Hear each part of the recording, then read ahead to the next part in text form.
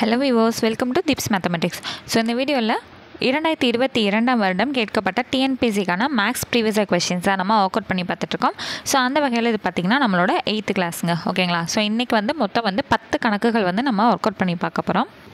ரெகுலராக 5 பார்த்துட்டு இருந்தோம். 5ல் அட்லீஸ்ட் ஒரு 3 இல்லைனா 2வது ரொம்ப பெருசாக நமக்கு வந்துட்டுருக்கும்.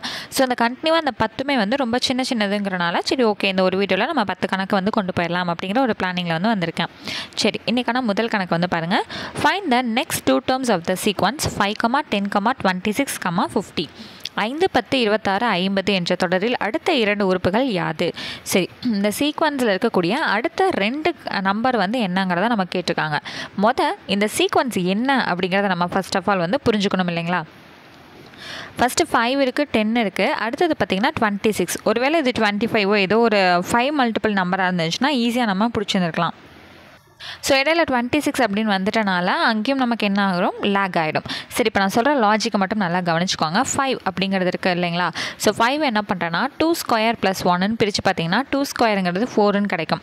4 + 1ங்கிறது 5ன்னு தான் கிடைக்கும். அடுத்து 10ங்கிறத எடுத்துகிட்டு 3 ஸ்கொயர் + 1ன்னு போட்டு பார்த்தீங்கன்னா 3 ஸ்கொயருங்கிறது 9, 9 + 1ங்கிறது என்னங்க 10. ஓகே, அடுத்தது 26 இருக்கா. ஸோ 2 ஸ்கொயர் 3 ஸ்கொயர் இருந்துச்சு. நீங்கள் 4 ஸ்கொயர் போட்டு பார்த்தீங்கன்னா 16 + 1 17 தான் கிடைக்கும். ஸோ இது வராது. ஸோ அடுத்து என்ன பண்ண போகிறோன்னா 5 ஸ்கொயர் + 1 போட்டு பார்த்தீங்கன்னா 26 கிடைக்கும். ஓகேவா. ஸோ இதுலேருந்தே உங்களுக்கு இந்த ஆர்டர் என்னன்றது தெரிஞ்சிருக்கும். 2, 3, 5 அப்படிங்கிறப்ப அடுத்து என்ன தான் இருக்கணும் 7. பிகாஸ் இது என்னது ப்ரைம் நம்பரோட சீக்வன்ஸாக தான் நமக்கு அமைஞ்சிருக்கு. அப்போ 15ன்றதுக்கு 7 ஸ்கொயர் + 1ன்னு போட்டிங்கன்னா 7 ஸ்கொயர் 49, 49 + 1ங்கிறது என்ன வருது 15 வந்துடுதா. அப்போது அடுத்த நம்பருக்கு போகணுன்னா நம்ம என்ன பண்ணியிருக்கணும் 2, 3, 5, 7னா அடுத்து 8 வராது, 9 வராது, 10 வராது, 11 தான் நமக்கு வரும் இல்லைங்களா. ஸோ அடுத்தது என்னங்கிறத நம்ம அப்படியே போட்டு பார்த்துட்டு அடுத்த நம்பர் என்னங்கிறத ஃபைண்ட் அவுட் பண்ணுவோம். அப்போது 11 ஸ்கொயர் + 1னா என்ன வரும் 121 + 1 = 122ன்னு வரும். ஸோ இதுக்கு அடுத்த நம்பர் என்னன்னு பார்த்தீங்கன்னா 122. So first 122 கிடச்சிருச்சா. நீங்கள் ஒரே ஒரு நம்பர் மட்டும் கண்டுபிடிச்சிங்கன்னா 122ன்னு சொல்லிட்டு இங்கேயும் நமக்கு இருக்குது. ஸோ கன்ஃபியூஸ் ஆகும். ஸோ அடுத்த நம்பரை என்ன பண்ணி தான் ஆகணும், கண்டுபிடிச்சி தான் ஆகணும். ஸோ 11க்கு அடுத்து வரக்கூடிய ப்ரைம் நம்பர் என்னது 13 ஸ்கொயர் + 1 போட்டோன்னா 169 + 1 = 170. ஸோ கிடச்சிருச்சு இல்லைங்களா. 122, 170. ஸோ எப்படி வந்திருக்குன்னு புரிஞ்சிருக்கும்னு நான் நினைக்கிறேன். ஸோ ரீசனிங் சம்ஸ் எல்லாமே இப்படி தான் ஒரு சின்ன ஒரு லாஜிக்காக தான் இருக்கும். பட் என்னன்னே தெரியாமல் நம்மளை சுற்ற விட்டுக்கிட்டே இருக்கும். ஓகே, இப்போ அடுத்து நம்ம செகண்ட் சம் போயிடலாம். அதுவும் என்ன தான் கேட்டிருக்காங்கன்னா the next term in 1, 2, 5, -2, 9, -6, 13. So இதுக்கு அடுத்து வரக்கூடிய ஒரே ஒரு உறுப்பு தான் கேட்டிருக்காங்க, ஒரே ஒரு டேர்ம் தான் கேட்டிருக்காங்க. ஸோ இப்போ நம்ம என்ன பண்ணலான்னு பார்த்தீங்கன்னா 1, 2, 5 இந்த 3 இதிலேருந்து நம்ம என்ன எடுக்க போகிறோன்னா 1 விட்டு 1 ஜம்ப் ஆக போகிறோம். ஓகேங்களா. 1லேருந்து 5, 5லேருந்து 9, 9லேருந்து 13, 13லேருந்து அடுத்ததுக்கு இங்கே ஒரு டேஷ் மட்டும் இருக்கட்டும். ஓகேவா. சரி, இது எப்படிங்க ஜம்ப் ஆகுதுன்னு கேட்டிங்கன்னா 1 + 4ங்கிறது 5, 5 + 4ங்கிறது 9, 9 + 4ங்கிறது 13. அப்போ எல்லாத்துலேயுமே என்னதுங்க +4 சேர்ந்துக்கிட்டே வருது. அப்போ மேலே இருக்க எல்லாமே +4 சீக்வன்ஸாக இருக்குது. ஓகே, ஸோ இது இந்த இப்போ நம்ம ஜம்ப் ஆனோம் இல்லைங்களா, இங்கே 13லேருந்து ஜம்ப் ஆகிறது இடையில ஒரு இது விட்டுட்டு தான் அடுத்ததுக்கான இது. ஆனால் நமக்கு இந்த இடையில இருக்கக்கூடியதுக்கான டேஷ்க்கான வேல்யூ தான் நமக்கு தேவை. அப்போ மேலே இருக்க +4க்கும் இதுக்கும் நமக்கு தேவையில்லை, சம்மந்தம் கிடையாது. சரி, இப்போ இந்த 2 இருக்குங்களா, 2லேருந்து -2 வாங்க, -2லேருந்து -6. இந்த -6லேருந்து தான் என்ன வரும், இந்த 13 ஸ்கிப் பண்ணிவிட்டு இந்த டேஷுக்கு ஜம்ப் ஆகும். அப்போ கீழே என்ன சீக்வன்ஸ் ஃபாலோ ஆகுதோ அதை வச்சு தான் நம்ம என்ன பண்ண போகிறோம், அந்த மிஸ்ஸிங் நம்பர் என்னங்கிறத கண்டுபிடிக்க போகிறோம். அதாவது நெக்ஸ்ட் டேர்ம் என்னங்கிறத நம்ம கண்டுபிடிக்க போகிறோம். ஓகேவா.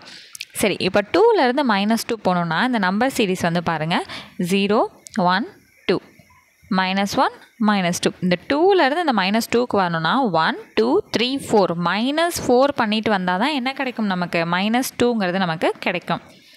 ஸோ இப்போ கீழே -4 வருதுங்களா.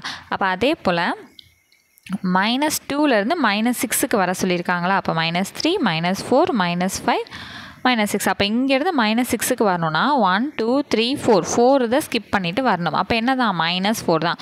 அப்போ இதோட சீக்வன்ஸ்லாம் என்னது -4ல் இருக்குது. அப்போ -6 - 4 என்னங்க வரும் -10 வருமா. அப்போ அந்த -6லேருந்து அடுத்த டேர்முக்கு ஜம்ப் ஆகணும்னா நமக்கு என்ன ஆன்சர் வந்திருக்கணும், அந்த இடத்துல -10ங்கிறது தான் நமக்கு கிடச்சிருக்கணும். ஸோ இதோட சீரீஸ் பார்த்திங்கன்னா கீழே -4 மேலே +4. ஸோ அவ்வளோதான், ரொம்பவே சிம்பிளானதாங்க. சரி, அடுத்த சம் வந்து போயிடலாம்.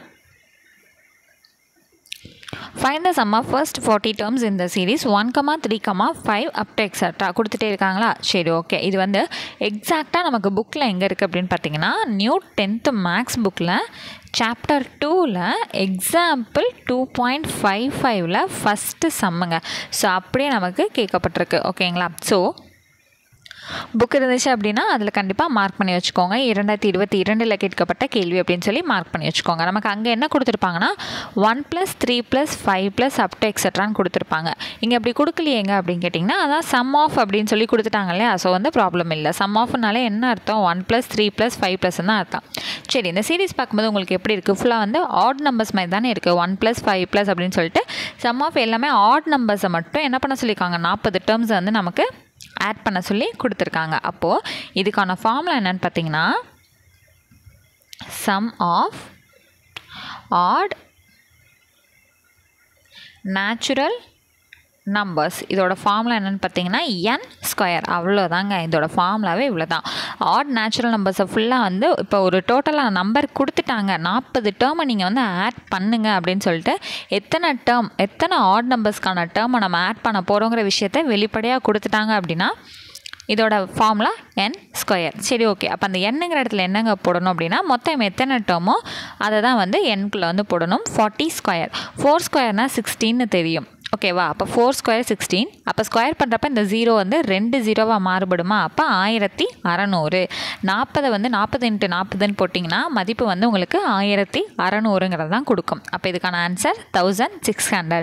ஸோ அவ்வளோதாங்க. இது வெளிப்படையாக கொடுக்கலங்கிற பட்சத்தில் தான் வேறு ஒரு ஃபார்முலா எடுத்துகிட்டு வந்து நம்ம அந்த n என்ன அப்படிங்கிறத கண்டுபிடிச்சதுக்கப்புறம் n² வந்து போடுற மாதிரி இருக்கும். ஸோ வெளிப்படையாக கொடுத்துட்டாங்கன்னா டேரெக்டாக n² அப்படிங்கிறதுல போட்டு அதை பெருக்கணுன்னா சம் முடிஞ்சு.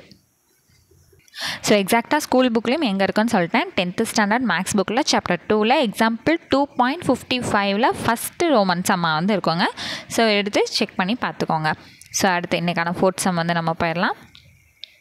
ஸோ இதுவும் ரீசனிங் கணக்கு தான் கொடுத்துருக்காங்க. 71, 59, 48, 38, 29. ஸோ அடுத்த நம்பர் என்ன வரும்? இதுக்கான லாஜிக் என்ன அப்படின்னு பார்த்தீங்கன்னா, ஃபஸ்ட்டு வந்து என்ன பண்ணுன்னா 71ஐயும் 59ஐயும் சப்ராக்ட் பண்ணி பாருங்கள். ஸோ இங்கே 6 இங்கே 11 வருமா? மிச்சம் இங்கே 2 கிடைக்கும், இங்கே 1. அப்போ என்ன ஆகுது? இங்கேயும் சப்ராக்ட் பண்ணுறப்ப நமக்கு டிஃப்ரென்ஸ் வந்து 12 கிடைக்கிது. ஓகேவா? அடுத்தது 48ஐயும் 59ஐயும் சப்ராக்ட் பண்ணிங்கன்னா டிஃப்ரென்ஸ் வந்து 11 கிடைக்கும். 38ஐயும் 48ஐயும் டிஃப்ரென்ஸ் பண்ணிங்கன்னா 10 கிடைக்கும். அதே போல் 38ஐயும் 29ஐயும் சப்ராக்ட் பண்ணிங்கன்னா சொல்லி பாருங்களேன் 9 தான் கிடைக்கும். போட்டு பார்த்தீங்கன்னா எவ்வளோ வரும் பார்த்துருங்க. 38ஐயும் 29ஐயும் சப்ராக்ட் பண்ணிங்கன்னா 9 தான் கிடைக்குதா? சரி, அப்போது அந்த ஆர்டர் வரிசையாக பாருங்களேன். சப்ராக்ஷன் ஆர்டர் 12 வந்திருக்கு, 11 வந்திருக்கு, 10 வந்திருக்கு, 9 வந்திருக்கு. அப்போ என்ன பண்ணணும்? 29லேருந்து அடுத்த நம்பரை 8 வந்து கழித்து இங்கே வந்து போடணுமா? அப்போ 29ல் 8 போச்சுன்னா என்னங்க வரும்? 21 தானே வரும். ஸோ இதுதான் இந்த ஆர்டருக்கான லாஜிக். அப்போ ஃபைனல் ஆன்சர் வந்து நமக்கு 21. அடுத்த சம் பாருங்களேன். நம்ம வந்து சேனலில் LCM and HCF அப்படிங்கிற சீரீஸை ஃபாலோ பண்ணிகிட்ருக்கவங்களுக்கு கண்டிப்பாக இந்த சம் தெரியும். ஆல்ரெடி 2-3 டைம்ஸ் வந்து ரிப்பீட் ஆகிருக்கு அப்படிங்கிறதையும் இந்த சம் வந்து நான் சொல்லியிருக்கேன். அதாவது என்னென்னா 2011லேருந்து 2020 வரைக்கும் கேட்கப்பட்ட கேள்விகள் அப்படின்னு சொல்லிட்டு ஆல்ரெடி சிம்பிளிஃபிகேஷன் ஃபோல்டர் நம்ம சேனலில் இருக்குது, பிளேலிஸ்ட்டு. அதே போல் LCM and HCFம் இப்போ நாங்கள் வந்து ஃபாலோ பண்ணிகிட்ருக்கோம் இல்லைங்களா நம்ம சேனலில். ஸோ அந்த 2011லேருந்து 2020 வரைக்கும் கேட்கப்பட்ட கேள்விகளில் இது அப் டு நம்ம பார்த்த வரைக்குமே 3 தடவை ரிப்பீட் ஆயிருந்துச்சு. இப்போ 2022லையுமே அதே கொஷின் நமக்கு ரிப்பீட் ஆயிருக்கு. சொன்ன போல தான் ஆல்ரெடி ஃபாலோ பண்ணிகிட்ருக்கவங்களுக்கு இந்த சம் பற்றி நல்லாவே தெரிஞ்சிருக்கும். புதுசாக பார்க்குறீங்க அப்படின்னா இந்த சம் எப்படிங்கிறத இதிலே தெரிஞ்சுக்கோங்க. ஸோ GCD கொடுத்துருக்காங்க x+1ன்னு, LCM வந்து x⁻6 - 1ன்னு கொடுத்துட்டாங்க. One of the polynomial x³ + 1ன்னு கொடுத்துட்டு அதர் ஒன் என்னன்னு கேட்டிருக்காங்க இல்லைங்களா. ஸோ இதுக்கான ஃபார்முலா வந்து ஆல்ரெடி நான் நிறைய தடவை சொல்லி கொடுத்துருக்கேன். ஸோ என்னென்னு பார்த்தீங்கன்னா LCM × HCF = x × y. இப்போ நமக்கு LCMக்கான மதிப்பு வந்து x⁻6 - 1 கொடுத்துருக்காங்க. HCFக்கு வந்து HCF GCD ரெண்டுமே ஒன்று தாங்க. x+1ன்னு கொடுத்துருக்காங்க. ஒரு பாலினாமியலுக்கு வந்து x³ + 1 கொடுத்துட்டாங்க. அதர் பாலினாமியல் என்னன்னு கேட்டிருக்காங்க. அப்போ என்ன பண்ணுவோம்? எது தேவையோ அதை மட்டும் வச்சுட்டு மற்றதை அந்த பக்கம் அனுப்பிச்சிடுவோமா? ஸோ LCM × HCF / xங்கிறது வந்துடும். இப்போ இதுக்கான வேல்யூஸ் வந்து நம்ம சப்ஸ்டியூட் பண்ணிடுவோம். ஸோ இங்கே ஃபஸ்ட்டு பார்த்தீங்கன்னா x+1 இன்ட்டு இந்த x⁻6 - 1 இருக்குது இல்லைங்களா. இதை நம்ம எப்படி ஆல்டர்னேட் பண்ண போகிறோன்னா X cube square minus 1 cube ஸ்கொயர்னு சொல்லி நம்ம ஆல்டர்னேட் பண்ண போகிறோம். பவர் 6ஐ 3 to the power 2ன்னு போட்டாலும் என்ன தாங்க வரும், 6ன்னு தானே வரும். சரி, ஓகே. இப்போ என்ன பண்ணலான்னா, இது பார்க்குறதுக்கு ஏ ஸ்கொயர் மைனஸ் பி ஸ்கொயர் மாதிரி இருக்குங்களா? அதாவது ஏங்கிற இடத்துல எக்ஸ் கியூப் தான், அதுக்கு மேலே இருக்கக்கூடிய ஸ்கொயர் தான் நம்ம ஏ ஸ்கொயர் அப்படிங்கிறத நம்ம எடுத்துக்கப்புறம். அப்போ இதை இன்னும் எப்படி ஸ்ப்ளிட் பண்ணி எழுதலாம் அப்படின்னு பார்த்தீங்கன்னா, ஏ ப்ளஸ் பி இன்ட்டு ஏ மைனஸ் பின்னு சொல்லிட்டு நம்மளால் எழுத முடியும். அந்த ஏங்கிற பர்டிகுலர் வேல்யூக்கு வந்து எக்ஸ் கியூப்னு நம்ம கொடுக்குறோம், ஓகேங்களா? மற்றபடி ஏ ஸ்கொயர் மைனஸ் பி ஸ்கொயருக்கு ஏ ப்ளஸ் பி இன்ட்டு ஏ மைனஸ் பின்னு சொல்லிட்டு நம்ம சப்ஸ்டியூட் பண்ணிட்டோம். கீழே வந்து அந்த எக்ஸுக்கான வேல்யூ பார்த்திங்கன்னா எக்ஸ் கியூப் ப்ளஸ் 1ன்னு கொடுத்துருந்தாங்களா? அப்போ எக்ஸ் கியூப் ப்ளஸ் 1 இங்கேயும் இருக்குது, இங்கேயும் இருக்குது. ஸோ அடித்ததெல்லாம் போக மிச்சம் நம்மக்கிட்ட என்ன இருக்குதுன்னு பார்த்தீங்கன்னா x plus 1 into x cube minus 1ன்னு இருக்குது. அப்போ ஆன்சரில் பார்த்தீங்கன்னா ஆப்ஷன் பியில் x cube minus 1 into x plus 1 into டேர்மை மட்டும் மாற்றி கொடுத்துருக்காங்க. நம்ம எக்ஸ் ப்ளஸ் 1 முன்னாடி எழுதிட்டு எக்ஸ் கியூப் மைனஸ் 1 பின்னாடி எழுதணும். இவங்க அதை முன்னாடி பின்னாடின்னு மாற்றி கொடுத்துருக்காங்க. மற்றபடி வேறு எந்த இதுவும் கிடையாது. ஸோ இந்த சம்மோட இம்பார்ட்டன்ஸ் வந்து உங்களுக்கு நல்லாவே தெரிஞ்சிருக்கும். அவ்வளோ தூரம் வந்து ரிப்பீட் ஆனது. ஸோ இதுக்காக தான் சொல்கிறது, ப்ரீவியஸாக இருக்கிற கொஷின்ஸையும் பாருங்கள். 2022 மட்டும்தான் பார்ப்பேன், குரூப் 4 மட்டும்தான் பார்ப்பேன், குரூப் 2 மட்டும்தான் பார்ப்பேன் அப்படிலாம் எதுவுமே கிடையாது. எவ்வளோ தூரம் ப்ரீவியஸாக கொஷின்ஸ் கிடைக்குதோ அது எல்லாத்தையுமே மேக்ஸை பொறுத்தளவில் நீங்கள் ஒர்க் அவுட் பண்ணி தாங்க ஆகணும். பிகாஸ் உங்களுக்கு புக்கில் இருந்து வருதோ இல்லையோ, புக்கில் இருந்து வருங்க, ஒரு 18 கொஷின் கிட்ட வருதுன்னு வச்சுக்கோங்களேன். மிச்சம் வந்து ஒரு 2-3 இது வந்து தெரியாதது இருக்குன்னா மிச்சம்லாம் எப்படி இருக்கும்னு பார்த்தீங்கன்னா ப்ரீவியஸாக கொஷினோட மாடல் தான் நமக்கு அப்படியே வந்து வரும், ஓகேங்களா? நீங்கள் ஒரு 20 + 23 இந்த மாதிரிலாம் வாங்கணும்னு நினச்சிங்க அப்படின்னா கண்டிப்பாக ப்ரீவியஸ் கொஷின்ங்கிறது நிறையா மாடல்ஸ் வந்து நீங்கள் ஒர்க் அவுட் பண்ணி பார்த்து தான் ஆகணும். ஸோ நெக்ஸ்ட் சம் வந்து போயிடலாம். இதுவுமே பார்த்திங்கன்னா நம்ம ஆல்ரெடி அந்த 2011லேருந்து 2020 வரைக்கும் கேட்கப்பட்ட கேள்விகளில் பார்த்த பிடிஎஃப்லேருந்து அதே கொஷின் தான் அப்படியே நமக்கு 2022லேயும் நமக்கு ரிப்பீட் ஆயிருக்கு. என்ன கொஷின் பார்த்திங்கன்னா, what is the greatest number that will divide 62, 78 and 109 leaving remainder 2, 3 and 4 respectively.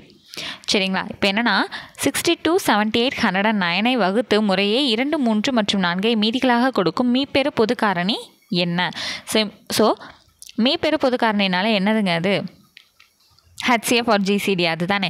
சரி, இப்போ நம்ம என்ன பண்ண போகிறோன்னா 62லேருந்து 2 ரிமைண்டர் கிடைக்கும், அதாவது 2 அப்படிங்கிறது ரிமைண்டர் கிடைக்கும்னு சொல்லியிருக்காங்க. 78 நம்ம வகுத்தோம் அப்படின்னா 3ங்கிற ரிமைண்டர் கிடைக்கும்னு சொல்லியிருக்காங்க. 109 நம்ம வகுத்தோம் அப்படின்னா 4ங்கிற ரிமைண்டர் கிடைக்கும்னு சொல்லியிருக்காங்க. நம்ம வந்து என்ன பண்ண சொல்லியிருக்காங்க, HCF தான் கண்டுபிடிக்க சொல்லியிருக்காங்க.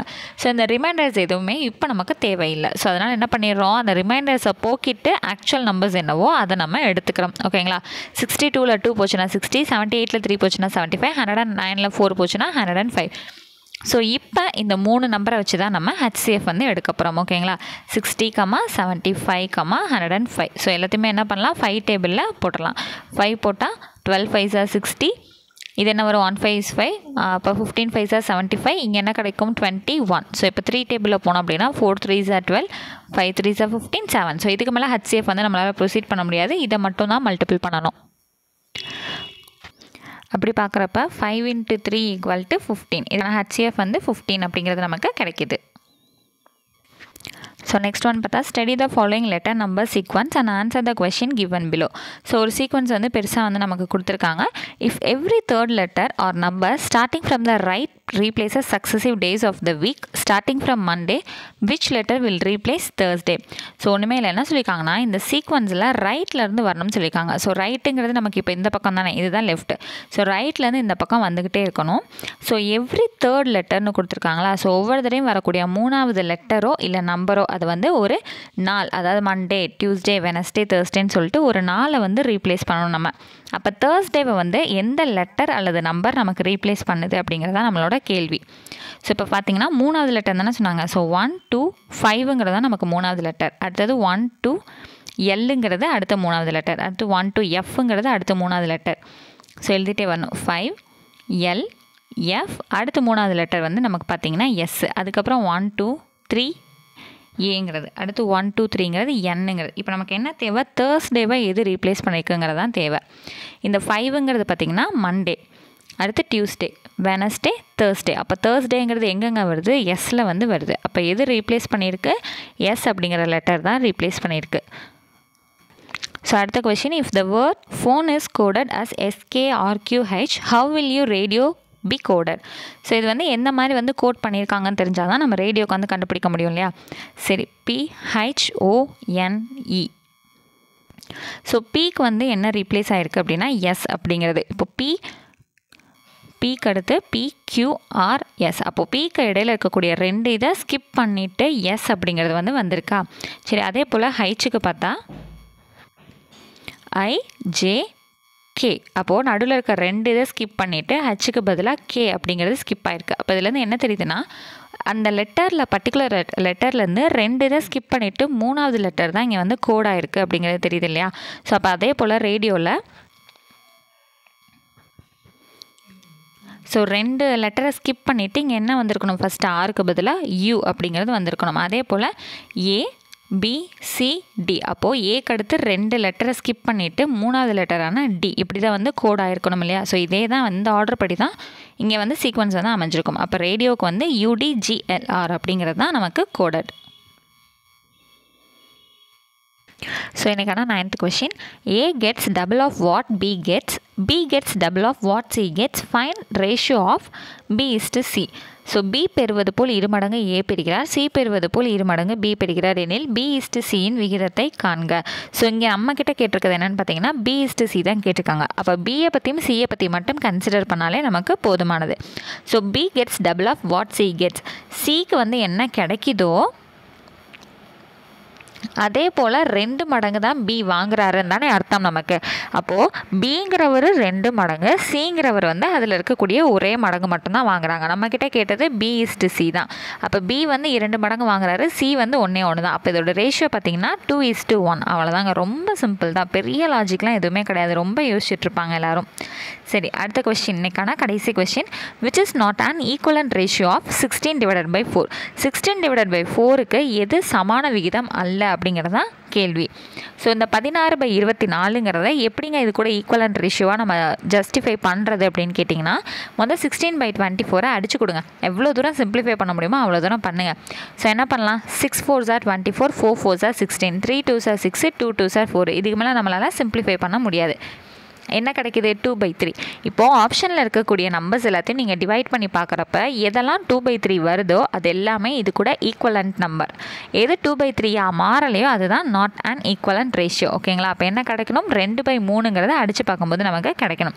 ஸோ 6/9ங்கிறத 2 3s are 6, 3 3s are 9. 12/8ங்கிறத 2 6s are 12, 3 6s are 18.